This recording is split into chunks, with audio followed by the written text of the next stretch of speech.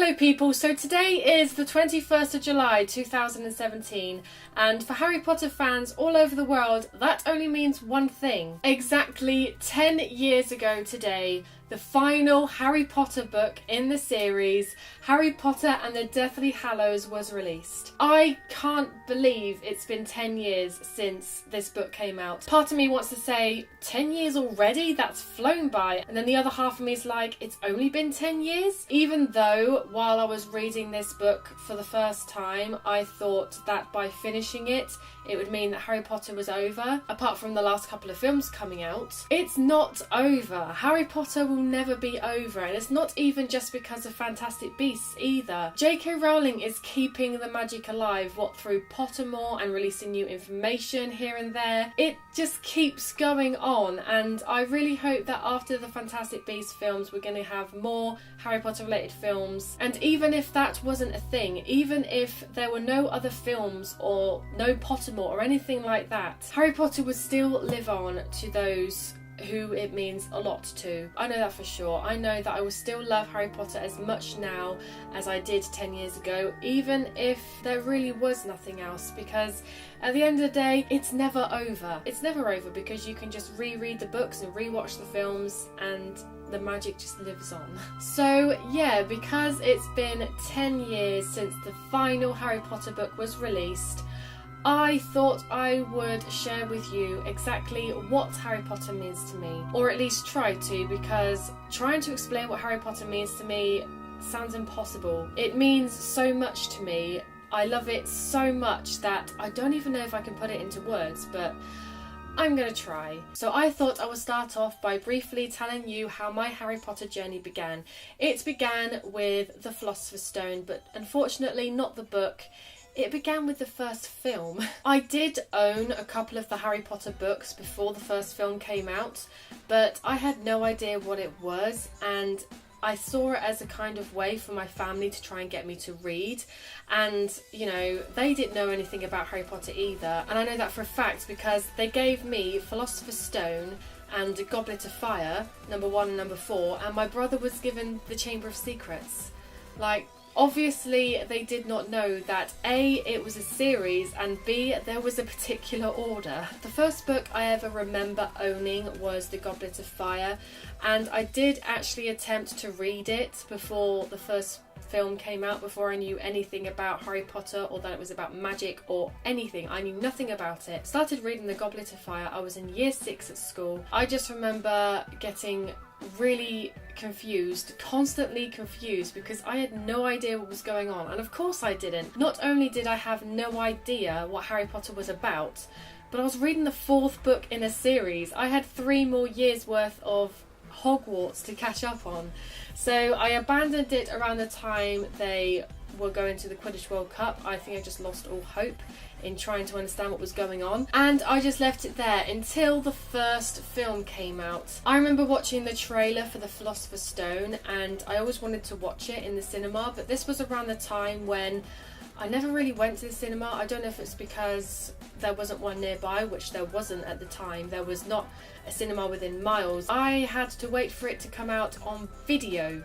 And that is how old, that just reminds me how old Harry Potter is when you think the first 2 films came out on video. I hadn't even bought it myself, or my family hadn't even bought it. The first time I watched Philosopher's Stone was actually around a friend's house watching her video. That was the first time I was properly exposed to the Harry Potter universe. And on this day, the day I watched The Philosopher's Stone for the first time around a friend's house, this is a day that changed my life for the better. And it may sound silly to say, oh, Harry Potter changed your life. It did change my life. I would not be the person I am today if I hadn't ever got into Harry Potter. That is a fact. And so yeah, ever since watching it for the first time, I got my own copy, or the family copy, I suppose, and I would just watch it over and over again. I was in that stage of my life where, I don't know if it's the same with all kids, but you like a song or a film or a TV show, you just watch it over and over again until I guess you get bored of it. I never get bored of Harry Potter. I think the only reason I stopped watching Philosopher's Stone was because Chamber of Secrets came out, and I just continued watching Chamber of Secrets. And after watching The Philosopher's Stone for probably the 100th time, I finally sat down and read the first book. And of course I loved it, and I loved it so much that as soon as I could, I got my hands on the second book and started reading that as well. But of course the only problem with that, yes, there was a copy of Chamber of Secrets in the house, but it didn't belong to me. It belonged to my brother, a person who had never read any of the books and was not interested in reading it. And of course I'd asked him if I could have it, you know, because I knew it was the second book in the series. I don't know how I figured it out. I don't know how I learnt it, but I did. Of course, siblings being siblings, he wouldn't allow me to have it, even though he wasn't going to use it. And I can't remember if I either stole it from him, or eventually he let me have it, or my mum was just like, yeah, let her have it, she's going to read it, you're not. I don't know. But I eventually got hold of Chamber of Secrets and fell in love with that too, obviously. I think the only Harry Potter book I got on release day was probably Deathly Hallows. I can't remember about Half-Blood Prince.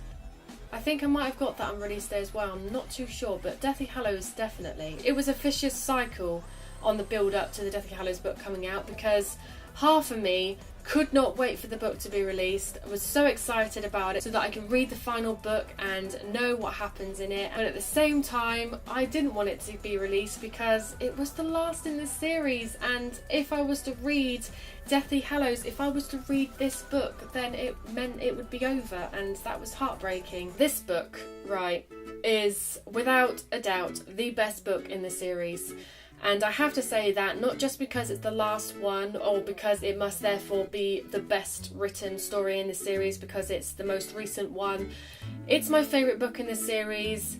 Yeah, because it is the last one and a lot of stuff goes down. But the main reason it's my favourite is because I never enjoyed reading a Harry Potter book, or any other book for that matter, more than I enjoyed reading this one. Well, it's not even just general enjoyment, it's the emotions, the sheer amount of emotions I felt while reading this book.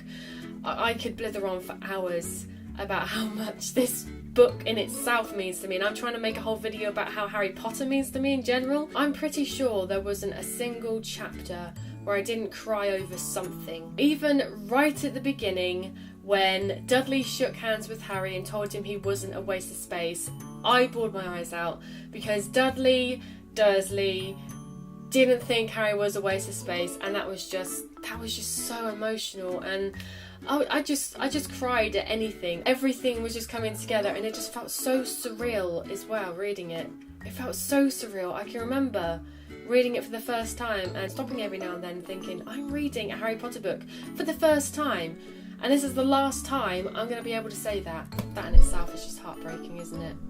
To know that I'm never going to read one of these 7 Harry Potter books ever again for the first time. All the books have their own merits, have their own good points, their bad points, all the deaths, all the relationships, all the arguments, all the fighting, everything. I wasn't exactly a popular kid at school, right? I didn't really go outside much. I tended to just keep to myself, and I guess Harry Potter really helped with that. I could sit in my room and not have to worry about being in anyone's way or being sad about not going outside or anything because I had Harry Potter. It's the most magical and perfect world to escape to whenever you're feeling down or whenever you're stressed out.